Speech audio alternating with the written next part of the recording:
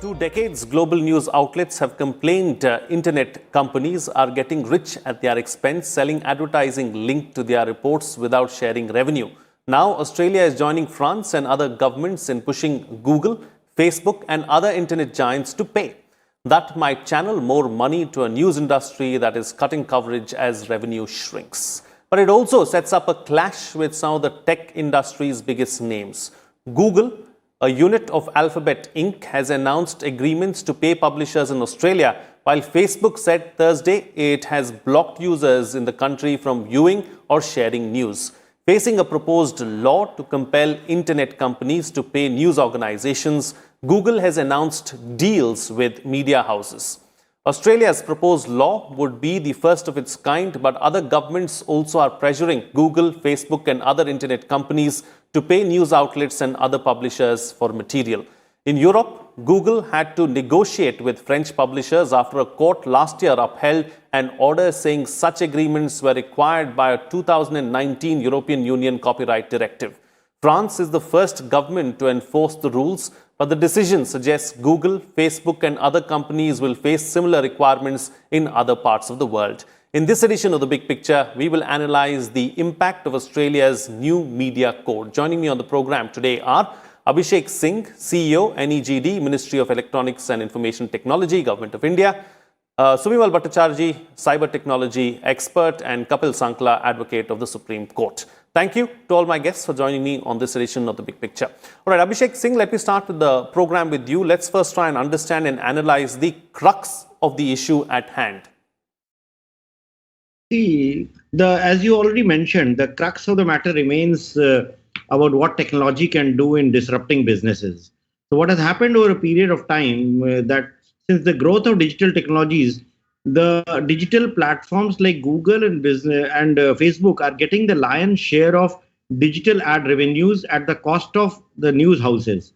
So what the news publishers feel is that these platforms are using the content that they are generating, and since more people are accessing their content on these platforms, they get the digital ad revenues, and the publishers are dying. Their newspapers have shut down, their print ads have become like minimal. But the prime focus that remains in any democracy is that do we not require the news houses to function, or can we give the control to large platforms? So that has been the basis of the whole dispute. And Australia, after their commission passed a resolution, they decided to pass a law in which they will mandate the platforms like Google and Facebook to share royalties with the news publishers, because that's what is driving their digital growth.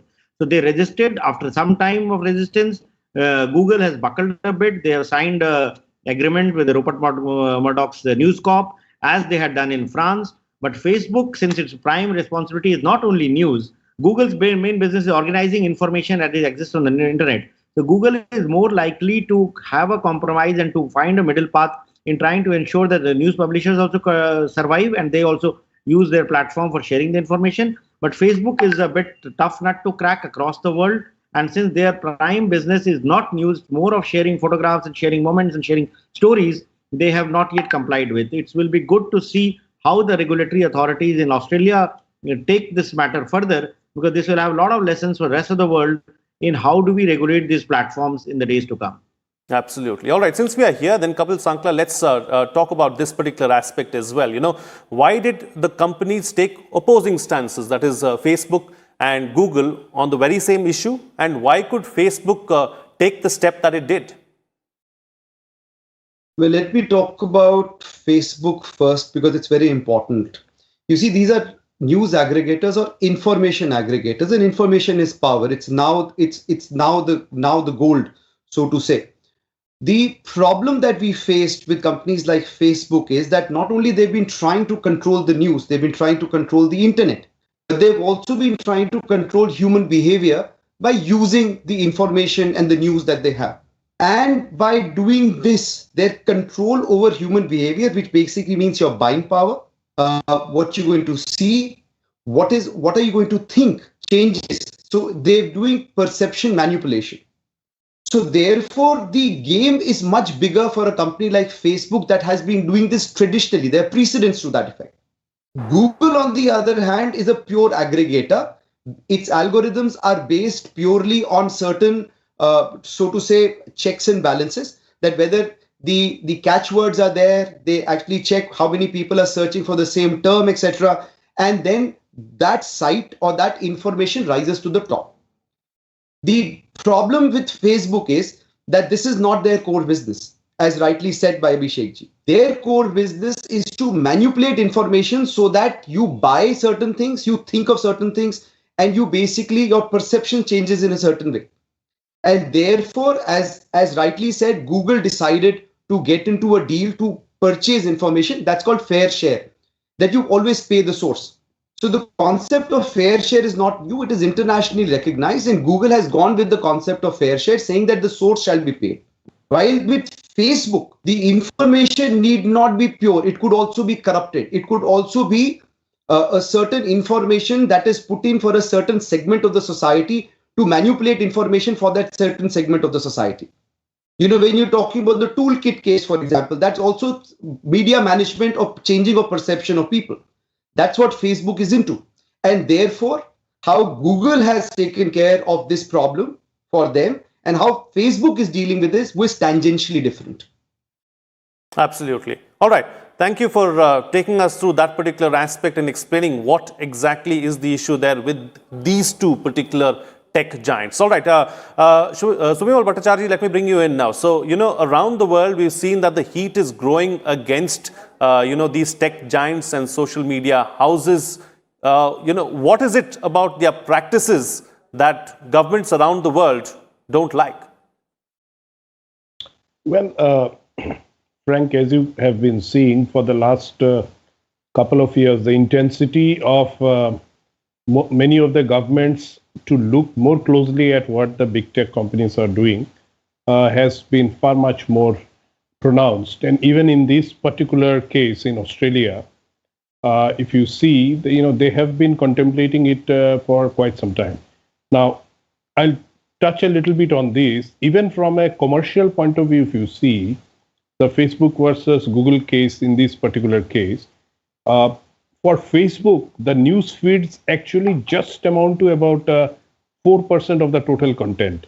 And when in the Australian Commission's report, if you see, for $100 of ad spend, it was shown that about $53 goes to Google, about I think $16 goes to Facebook, and rest all goes to whatever, the news portals or whatever like that. So now there is a kind of a scenario where, this particular thing has played out, how the Google versus Facebook have reacted to the Australian scenario. But if you see it, even Microsoft, much before this whole division or two different postures, positions have been taken, Microsoft has, in fact, spoken to the Australian government and said that, they are going to support the legislation and they are even going to pay for the news that they pick up from the sources. So very interestingly, you now see that all these tech giants who are, becoming a point of concern across geographies are now kind of, in different positions. Somewhere the cracks have come out about where each of them stand for. However, to come to your specific point about where this is going, I think this is also one of the areas, or this is also one of the aspects in which the tech or the big tech guys have to be regulated. Looking at what the US is looking at presently from their Congress, as well as how even here back in the country we are looking at their roles in the recent few incidents. We have seen how much of a double standards position they take. So I think all of these taken together, somewhere there is a realization that they have to be now taken to a point where their roles are seen to be proportional and justifiable, rather than becoming like demons and trying to devour everyone, trying to cut off everyone. Because at the end of the day, the digital world is going to devour everyone if there isn't a certain kind of a control or understanding about how everyone has to play in a balanced fashion. Absolutely. All right. So Abhishek Singh, let's, has been brought up by the other panelists as well, tech giants have run into trouble in India as well. How is the government looking at the, the whole situation, at the lopsided policies of these companies? See, as in any segment of law, laws and regulations have to ensure that they get updated and they keep pace with the way technology evolves. So what we have seen is that the pre-technology laws or technology is evolving, and the way the big tech is consolidating power of information and the way it is using. So one has to ensure that our legal provisions are kept updated, and the regulators who are there to ensure compliance to laws are alert enough to see any violations. So what we have seen in Australia or in India, for example, has similar issues in many ways. Of course, the dispute in Australia currently is between the platforms and the publishers. But very often another dimension that comes in such issues is that are the platforms mere platforms, or they are also playing some role of publishers? What we have seen is that many of these platforms, whether it's Facebook or whether it's Twitter or whether it's Google, they do selective editing. It's not that they publish anything that a user publishes on their platform. So when it comes to any objectionable content or any violation of any law, very often these platforms take the plea that we are just a platform. The content actually belongs to the publishers. But when they are actually doing editing, or when they are blocking the posts, correct or wrong, by a sitting president of the United States, or when they are exercising other moderation like blocking accounts on their own, this means they have some powers of editing the content which is there.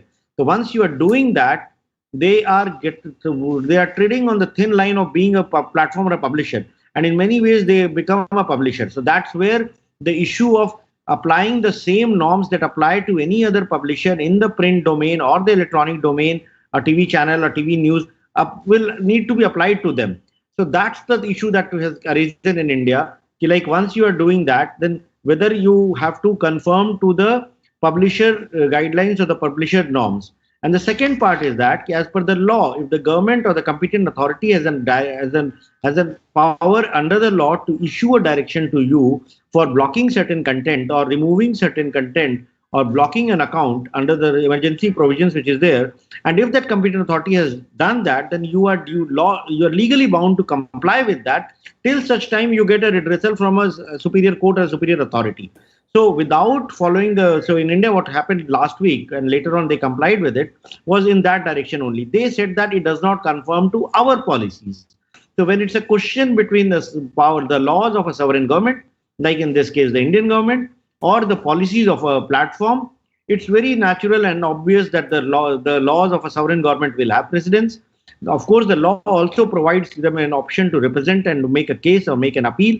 But till such time a competent authority or through a judicial order or through a executive order agrees to their grievance and agrees to withdraw that order, they will have to comply with that. Because if you're not doing that, you're not complying with the laws of the land. Any company which does not comply to the law of the land will have no business to function in a democratic setup. So that's Absolutely. What we are coming to. Absolutely. All right. Kapil Sankla, since we're here then, okay, so can India implement similar kind of policies like we've seen in Australia and in France under the present or existing framework? Well, we already have the Competition Act, but this would require a special law to be passed. You see, when you talk about Australia specifically and other countries, you're actually talking about arbitration laws which are in existence, internationally agreed.